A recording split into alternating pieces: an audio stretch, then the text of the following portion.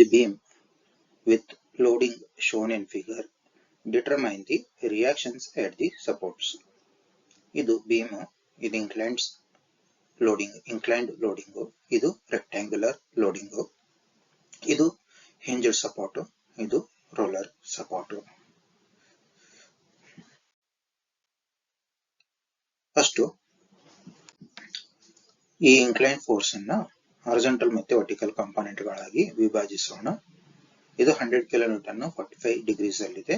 ಇದರ horizontal component 100 cos 45 ಮತ್ತೆ 100 sin 45. ಇದು ರೆಕ್ಟಾಂಗ್ಯುಲರ್ ಲೋಡಿಂಗ್. ಇದನ್ನ ಸಿಂಗಲ್ ಪಾಯಿಂಟ್ ಲೋಡ್ ಆಗಿ ಕನ್ವರ್ಟ್ ಮಾಡೋಣ. ಸಿಂಗಲ್ ಪಾಯಿಂಟ್ ಲೋಡ್ ಕನ್ವರ್ಟ್ ಮಾಡಲಿಕ್ಕೆ ಏರಿಯಾ ಆಫ್ ರೆಕ್ಟಾಂಗಲ್ ಅಂತ ತಗೋಬೇಕು. ಏರಿಯಾ ಆಫ್ ರೆಕ್ಟಾಂಗಲ್ ಇದು 50 ಮತ್ತೆ ಇದು 3. 50 into 3 150 ಕಿಲೋನ್ಯೂಟನ್. ಇದು ಎಲ್ಲಿ ಆಕ್ಟ್ ಆಗುತ್ತೆ? ಈ starting of the loading in the half the length of the loading. Length of loading 3 meters. Half of the length of the loading 1.5 meters. ಈ ಕಡೆಯಿಂದ 1.5 meters ಅಥವಾ ಈ ಕಡೆಯಿಂದ 1.5 meters. ನೆಕ್ಸ್ಟ್ ಇದು ಹಿಂಜ್ಡ್ ಸಪೋರ್ಟ್, ಇದು ರೋಲರ್ ಸಪೋರ್ಟ್. ಹಿಂಜ್ಡ್ ಸಪೋರ್ಟ್ ಅಲ್ಲಿ ಎರಡು reaction develop ಆಗ್ತವೆ. ಒಂದು ಹಾರಿಜಾಂಟಲ್ ರಿಯಾಕ್ಷನ್, ಇನ್ನೊಂದು ವರ್ಟಿಕಲ್ ರಿಯಾಕ್ಷನ್. ರೋಲರ್ ಸಪೋರ್ಟ್ ಅಲ್ಲಿ ಸಪೋರ್ಟಿಗೆ ಪರ್ಪೆಂಡಿಕ್ಯುಲರ್ ಆಗಿ ಒಂದು ರಿಯಾಕ್ಷನ್ ಡೆವಲಪ್ ಆಗುತ್ತೆ.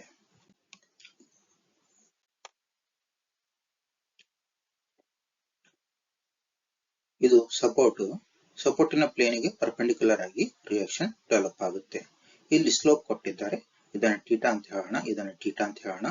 ಇದು 1:2. ಈ ಥೀಟಾವನ್ನು ಫೈಂಡ್ ಔಟ್ ಮಾಡಲಿಕ್ಕೆ theta equal to tan inverse of opposite by adjacent. ಥೀಟಾ ಎಷ್ಟು ಬರುತ್ತೆ ಅಂದ್ರೆ 26.56 ಡಿಗ್ರೀಸ್ ಬರುತ್ತೆ. ಥೀಟಾವನ್ನು ಬರೆಯೋಣ. ಇದು ಥೀಟಾ ಮತ್ತೆ ಇದು 90 ಡಿಗ್ರೀಸ್, ಇದು 90 ಮೈನಸ್ ಥೀಟಾ. ಇದು ಥೀಟಾ ಆದ್ರೆ ಇದು 90 ಮೈನಸ್ ಥೀಟಾ. ಇದು ಬಾಕಿ ಉಳಿದಿದ್ದು ಥೀಟಾ ಆಗುತ್ತೆ.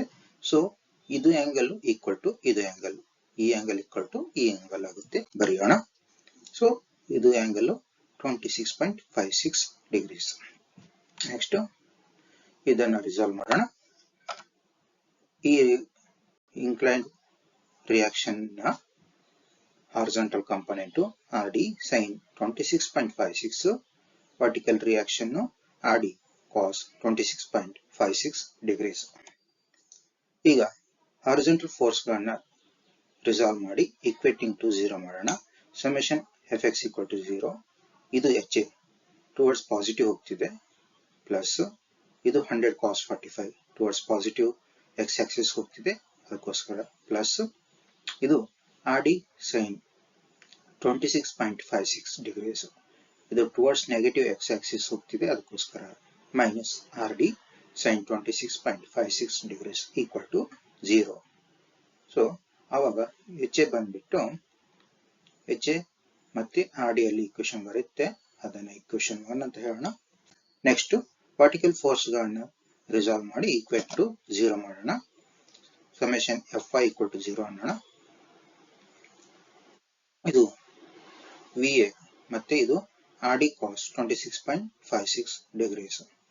ಇದು 100 sin 45, ಇದು 150. Upward forces VA plus RD cos 26.56 equal to 100 sin 45 plus 150. So VA plus 0.894 RD equal to 220.71. ಇದನ್ನ ಈಕ್ವೇಶನ್ 2 ಅನ್ನೋಣ. ನೆಕ್ಸ್ಟ್ ಎಲ್ಲ ಫೋರ್ಸ್ ಗಳ ಮೂವ್ಮೆಂಟ್ ಗಳನ್ನ ಅಬೌಟ್ ಒನ್ ಕಾಮನ್ ಪಾಯಿಂಟ್ ತಗೋಣ. ಫಸ್ಟ್ HA ನ ಮೂವ್ಮೆಂಟ್ ಅಬೌಟ್ ಪಾಯಿಂಟ್ A ತಗೋಣ. HA point A ಮುಖಾಂತರ ಹಾದು ಹೋಗುತ್ತೆ.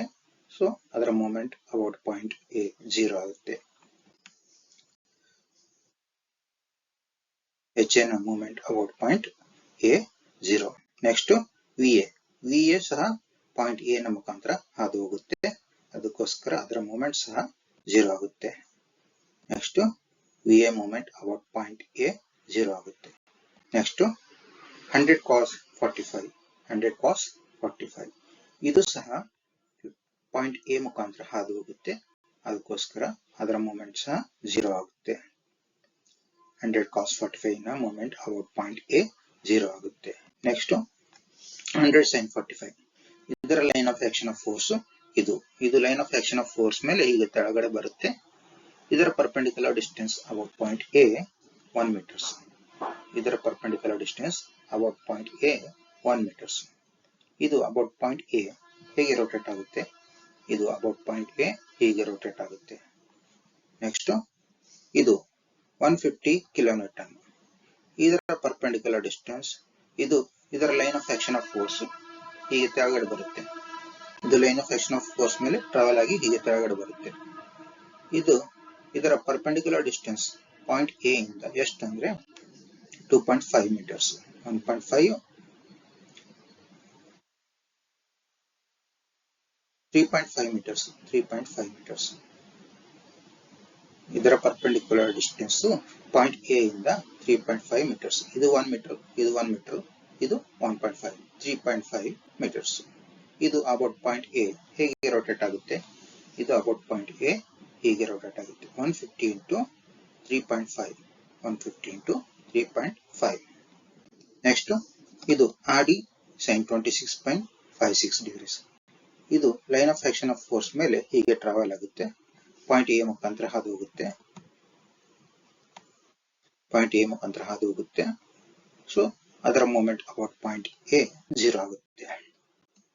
ನೆಕ್ಸ್ಟ್ ಇದು RD cos 26.56 ಡಿಗ್ರೀಸ್. ಇದರ line of action of force ಇದು line of action of force ಮೇಲೆ ಟ್ರಾವೆಲ್ ಆಗಿ ಹೀಗೆ ಹೋಗುತ್ತೆ. ಇದರ ಪರ್ಪೆಂಡಿಕ್ಯುಲರ್ ಡಿಸ್ಟೆನ್ಸ್ ಪಾಯಿಂಟ್ ಎ ಇಂದ ಇಷ್ಟು ದೂರದಲ್ಲಿದೆ, 5 ಮೀಟರ್ಸ್ ದೂರದಲ್ಲಿದೆ. ಇದು ಅಬೌಟ್ ಪಾಯಿಂಟ್ ಎ ಹೇಗೆ ರೋಟೇಟ್ ಆಗುತ್ತೆ, ಇದು about point A anticlockwise rotate ಆಗುತ್ತೆ.